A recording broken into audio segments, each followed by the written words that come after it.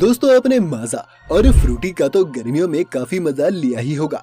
ये सभी ब्रांड्स ये कहते हैं कि ये 100% मैंगो से बने हैं, लेकिन क्या ये सच है?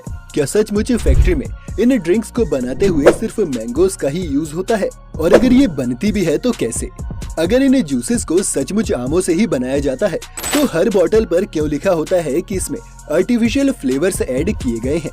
आखिर क्या प्रोसेस है जो पेड़ों पर लगे आमों को इन फ्रिज में पड़ी बॉटल्स में बदल देता है? आज जानेंगे हम ये सब, तो बने रहिएगा हमारे साथ वीडियो के अंत तक। वीडियो शुरू होने से पहले चैनल को सब्सक्राइब करना और बेल आइकन दबाना मत भूलिएगा। तो पहले बात करते हैं कि मैंगो को इन फैक्ट्रीज तक आते कैसे हैं। जैसा कि आपने देखा होगा कि आम के पेड़ बहुत बड़े होते हैं, इसलिए इन पर से इन आमों को निकालना भी एक बड़ा चैलेंज है। इसलिए इसमें हम हार्वेस्टिंग एड्स की मदद लेते हैं।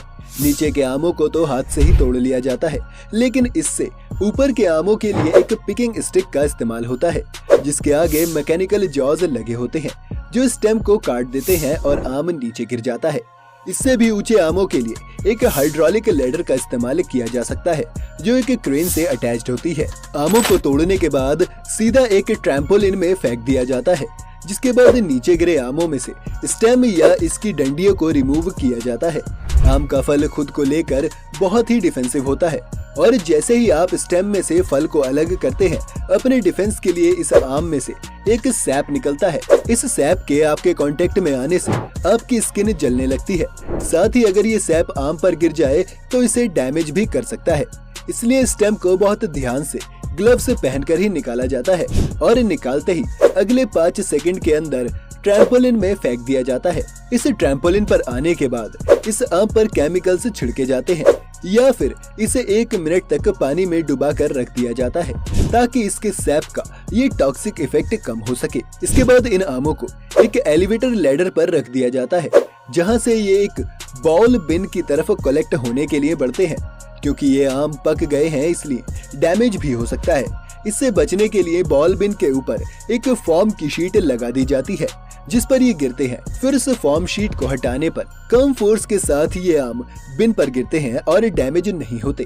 इसके बाद इन्हें स्टोर करने के लिए बड़े बड़े स्टोर हाउस में भेज दिया जाता है, और यहाँ से फिर ये फाइनली जूस बनाने के लिए फैक्ट्री में भेज दिए जाते हैं। ट्रक भर कर आम जब फैक्ट्री में आते हैं तो इन्हें अनलोड करने के बाद एक वॉशिंग प्रोसेस से गुजारा जाता है, जिसमें पानी में बहते बहते ये आम फैक्ट्री के अंदर आते हैं।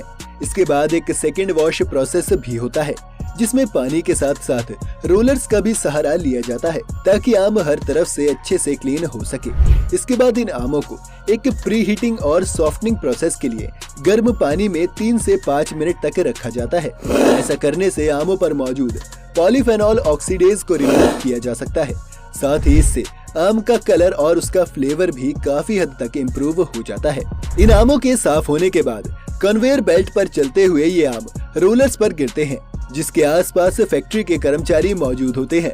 सबसे पहले ये कर्मचारी इन आमों का विजुअल इंस्पेक्शन करते हुए डैमेजेस को चेक करते हैं। अगर कोई भी आम अच्छी क्वालिटी का नहीं है या डैमेज हो गया है तो उसे लाइन से बाहर कर दिया जाता है, और बाकी आमों को उसी लाइन पर छोड़ देते हैं। फिर कर्मचारी इन बचे हुए आमों की टिप्स या ऊपरी भाग को काट देते हैं। यहाँ से ये आम कन्वेयर पर ही आगे बढ़ते हुए एक डेस्टोनिंग मशीन तक पहुँच जाते हैं।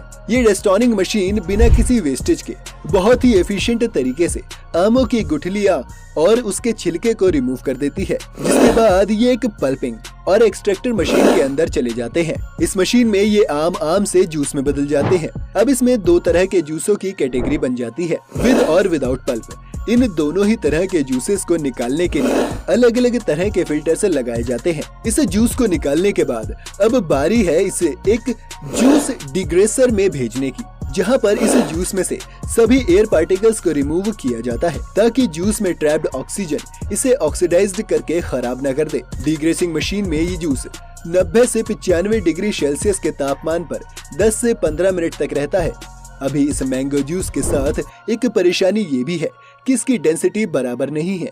साथ ही इसमें कुछ छोटे और कुछ बड़े पार्टिकल्स हैं, जो आपके जूस का टेक्सचर खराब कर सकते हैं। इस समस्या से निपटने के लिए इसे एक होमोजेनाइजर मशीन में डाला जाता है, जहां 20 से 25 मेगापास्कल के प्रेशर पर इसे 2 से 3 बार होमोजेनाइज किया जाएगा। इस प्रोसेस के बाद बड़े से बड़े पार्टिकल्स भी 1 से 5 माइक्रोमीटर के साइज के हो जाते हैं। होमोजेनाइज मैंगो जूस को इसके बाद स्टेरिलाइजेशन प्रोसेस के लिए आगे भेजा जाता है। स्टेरिलाइजेशन प्रोसेस वो प्रोसेस होती है जिसमें किसी भी जूस में मौजूद हार्मफुल बैक्टीरियाज को मारा जाता है। इस जूस को स्टेरिलाइजेशन मशीन में डालकर 62 से 85 डिग्री सेल्सियस के बीच कई साइकिल्स में हीट किया जाता है और फिर जल्दी से इसे ठंडा भी कर लिया जाता है। इस पूरी प्रोसेस से जूस की शेल्फ लाइफ काफी बढ़ जाती है। इस जूस को इसके बाद बड़े बड़े स्टोरेज टैंक्स में स्टोर करके रख लिया जाता है ताकि जब सीजन खत्म हो तब भी कंपनी के पास जूस बेचने के लिए हमेशा जूस रहे। एक तरह से आप ये भी कह सकते हैं कि आप जो जूस पी रहे हैं वो फ्रेश नहीं है, बल्कि हो सकता है उसे 6 से 7 महीने पहले फैक्ट्री में बनाया गया हो। इस जूस को इतने वक्त तक स्टोर करने का एक नुकसान ये है कि जूस अपना फ्लेवर लूज करने लगता है, इसलिए कंपनी को इसमें आर्टिफिशियल फ्लेवर्स डालने पड़ते हैं और इसलिए हर जूस की बॉटल्स में आर्टिफिशियल फ्लेवर्स एडेड लिखा होता है। इसलिए नहीं क्योंकि वो जूस असली आम से नहीं बनता, बल्कि इसलिए क्योंकि इतने वक्त तक स्टोर होने के कारण वो अपना मैंगो फ्लेवर ही लूज कर देता है। खैर इसके बाद इस जूस को फैक्ट्री के बॉटलिंग प्लांट की तरफ आगे भेजा जाता है, जहाँ एक ऑटोमेटेड प्रोसेस सबसे पहले बोतल्स को धोकर अच्छे से स्टेरिलाइज कर लेता है और उसके बाद इन बोतल्स में जूस को भरकर कैप्स को भी एक ऑटोमेटिक मशीन लगा देती है। आखिर में इन बॉटल्स पर लेबलिंग कर दी जाती है और ये जूस आपके फ्रिज तक आने के लिए अब पूरी तरह से तैयार है। तो दोस्तों देखा आपने कि कितनी मेहनत से एक आम से फ्रूट जूस बनाया जाता है और कितने स्टेप्स के बाद ये आप तक पहुंचता है। उम्मीद है इस वीडियो से आपने कुछ नया जरूर सीखा होगा।